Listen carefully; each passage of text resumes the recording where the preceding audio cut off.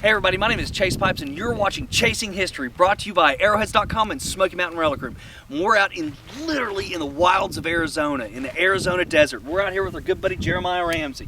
Now the reason Jeremiah brought us out here is he started telling us about this World War II practice bombing range. And I was like, man, you gotta be kidding me, we gotta check this out. And so we did a little bit of research. And during World War II, when they were practicing to bomb Europe and the Pacific, they would actually need to learn how to guide a plane in and where to drop the bombs. And they would find these vast desert locations where there was nobody around that they would use to make these practice bombing runs in order to get our guys ready to go over to Europe and to go over to the Pacific. So what we're going to do is we're going to get out here and we're going to hit the desert and see what we can find. So hopefully we can find some cool ordnance. So Jeremiah, lead the way, man. Let's roll. The bombing of aerial targets was a brand new way to fight a war for the United States. This unproven tactic was untested and unknown to this new generation of American aviators. The American Southwest, with its vast uninhabited deserts, were the perfect proving ground for this untested combat tactic. Many of the sites are lost to history, but while ranching in the Arizona desert, cowboy Jeremiah Ramsey discovered that his grandfather's wartime stories were in fact true. One of the things that I wanted to show you guys is they would have to set up natural features in the landscape in order to make sure that they knew where they were bombing when they were practicing. And if you look at the landscape that we've got here, we've got a big draw on this side, we've got a big draw on this side, and then we've got these finger ridges that are heading out. And it's these finger ridges that they would use as a guiding spot. Their target would be this finger ridge line. And after the bombs were dropped, they would have their instructors would come out and would see how accurate they were. So we're getting real close to the site right now. We're fixing to come up on the first fragments, but it's just, there's a piece right there. But it's amazing to think that this area, right here, there's still artifacts from World War II. That was, this is how we were getting ready to, this is how we were getting ready. We were using places like this out here in the desert, to practice, to get ready. I mean, that's just, and the pieces, the artifacts are still here. Yeah, it's cool. All right, let's go find some stuff. All right, so we're getting to the site now. And as you can see, literally all over the place, you've got parts of these bombs. There's a piece there. You've got parts of tail fins right there. Check this out. Here's another. That's a tail fin right there. Your tail fin's there. Part of a nose cone there. Back up here. Look, check. Oh, cool. Check this out. Oh. All right, here you go. This one is straight up down in the ground. I mean, it's not coming out. It landed at an angle and it's down there. Now, these bombs weren't filled with explosives. That type of ordnance and stuff like that would be saved for actual battle and combat. So to simulate the weight of it, they would fill these up full of sand. So it would, give them an idea of how heavy these things were, and the fall rate accuracy and all that other good stuff. So there's a whole one right there. Let's see if we can find. Let's see what else is out here. There's another parts. One there. Pieces there. I mean, this whole place is literally scattered full of stuff. And see, down here we've got more down here. God, this is so cool! Oh my gosh, this is neat. Look! Oh, check this out. See this? Oh, this is a crushed detonator. This would have gone. There's another one.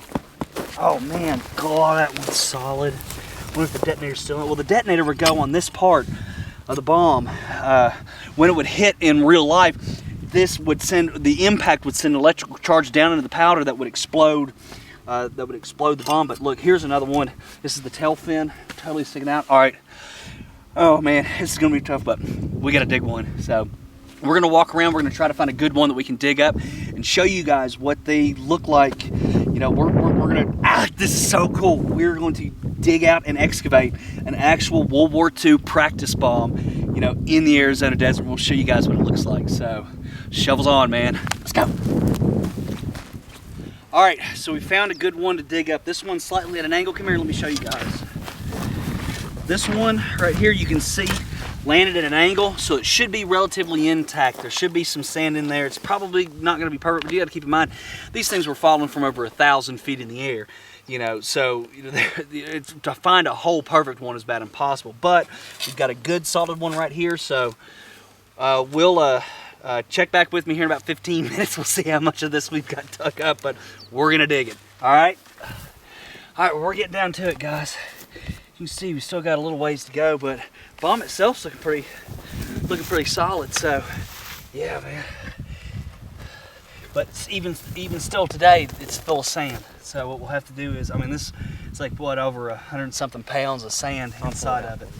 So we still got a ways to go, but you know, it's just so cool that, you know, since this bomb was loaded, you know, onto that bomber during World War II, it hasn't been seen, it's never been touched, and it hasn't been exposed out of the ground since then. And we are the first people to touch that since the guys in World War II. And to me, that's freaking awesome, man. So, still got a lot of digging to do. I brought plenty of water. Hey guys, we're here with Reg Ramsey. Reg is a really neat eyewitness to the history that we are exploring out in the desert right here. And Reg used to sit and actually, when he was a kid, watch the bombers go and drop these practice bombs in their practice runs. Reg is also a veteran of the United States Air Force. What was your job in the Air Force? Well, I was retired from the Arizona Air National Guard. I spent 38 years, 6 months, and 19 days. And I was basically a heavy equipment, crash rescue repairman, fire trucks, cranes, stuff like that. I retired like 24 years ago.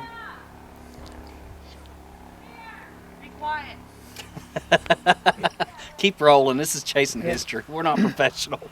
But anyway, during World War II, the Davis Mountain Air Force Base had B-24s. So that was the type of plane that they were using to practice, was the B-24, the Liberator. Right, yeah. And what was the Air Force base that they came out of? Davis Mountain in Tucson. Okay, so they were flying from Tucson all the way up here. Yeah. Now, when you were a kid, what was it like? Were you saying you were sitting on your roof? No, I just sitting on the mountaintop up there. You know, I didn't have nothing else to do. There wasn't any TV, so I just watched them come over and just drop their bombs. How often would they come over and practice? Oh, not a whole lot. Maybe 1 or 2 a week or something like that. 1 or 2 a week? Yeah. 1 or 2 planes a week? Yeah. Well, they didn't want to burn up all the gas, I guess. Yeah. I don't really recall how many, but I just remember they were coming across over there and dropping these practice bombs. They had a asphalt bullseye out there. Oh, that's cool. Yeah. So you could see that when I was a kid, out there riding, you know, with a cowboy, and you could actually see where the old bullseye was. Oh, that's really cool. Yeah.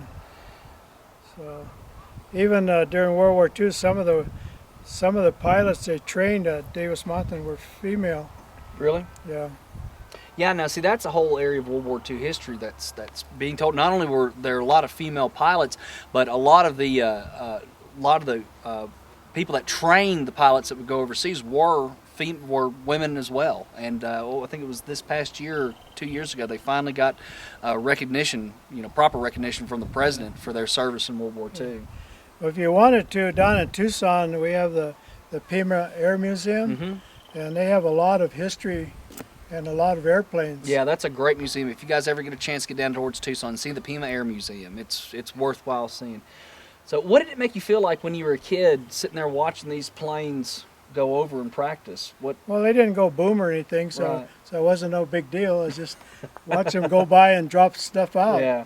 You know, if they were, you know, had 500 pounds of TNT in them, it would have, you know. But you just see them dribbling over there, and that's about it. Yeah.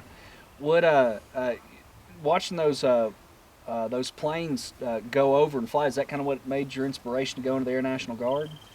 Well, I went in the Guard because, you know, I just wanted to be in the military. Mm-hmm. But I enjoyed every minute of the Air Guard. So. Yeah. But anyway, you know, when you're not, you know, when you're 7 or 8 years old, you don't really Think about that sort of Yeah. thing. Yeah. Back then, we were just trying to think about making it through without being taken over by the opposition at that time. So seeing those guys practice out there, did it give you a sense of pride? Oh yeah, well we had all kinds of scrap drives and all kinds of stuff, you know, during the same time. So it was a pretty big deal. So everybody putting in 100% of their effort to make sure it got done. Yeah, yeah. They had rationing for everything. Mm-hmm. Couldn't buy gas, couldn't buy meat, couldn't even buy pepper. Couldn't buy real rubber inner tubes. Yeah.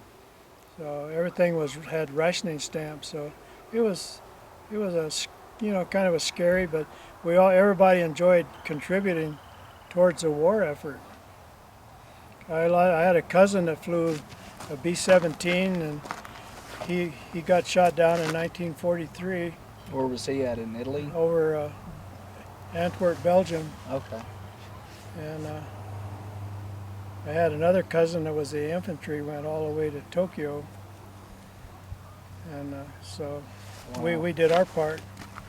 They were doing theirs and you were doing yours. So. Yeah. Well, Mr. Ramsey, I cannot thank you enough for sitting down and doing this interview Okay, with no you. problem. We appreciate it. And the cat, too. We appreciate the cat. Well, just send a check to the cat.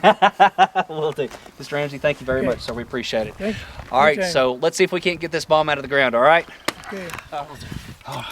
Let me pull it. Yep. Let's see one beside it.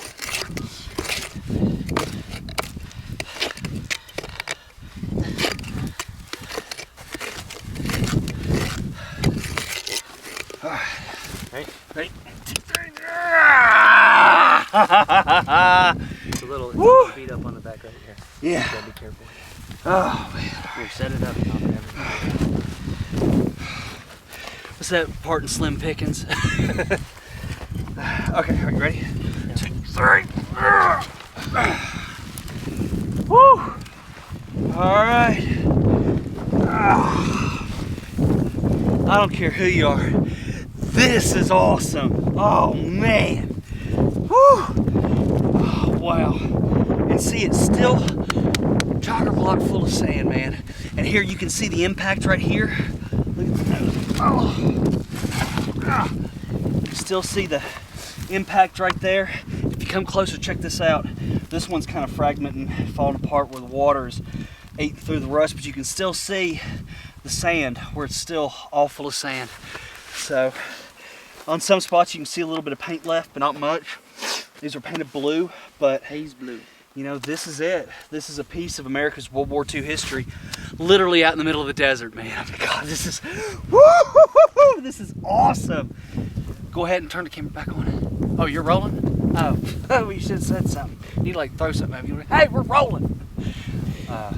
Here's what we were talking about when we were talking about the sand being inside of the bombs, how these aren't gunpowder, but they're actually natural river sand. You know, they would get these out of the local rivers and fill these bombs, or wherever the bombing strip was. You know, these would come emptied, and they would just fill them up with the local sand because it saves weight in transport.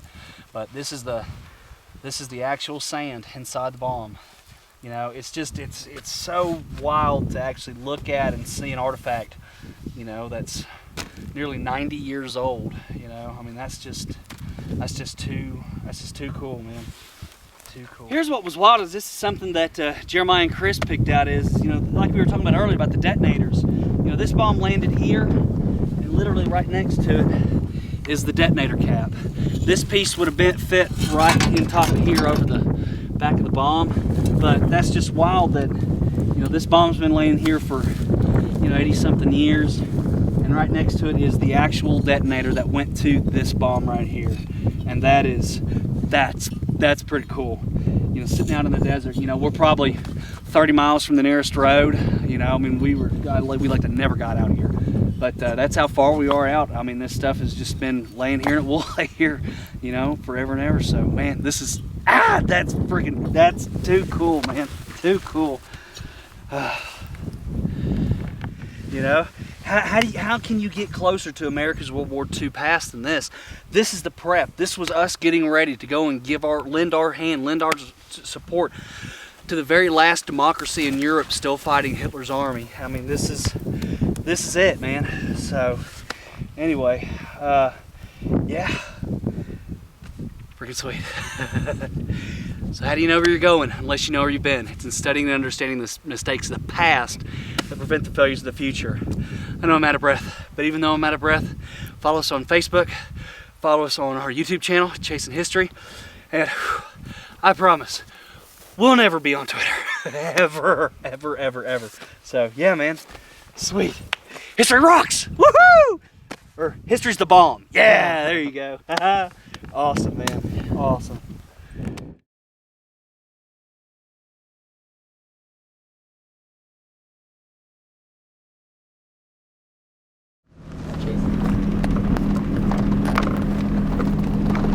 Bye!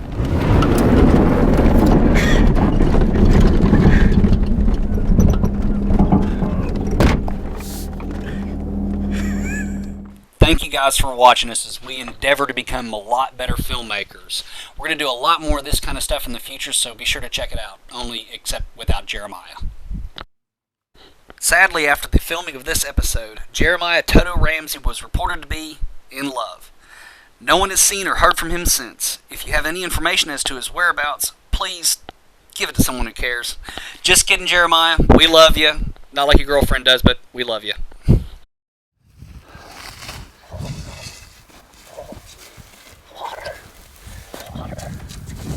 Oh.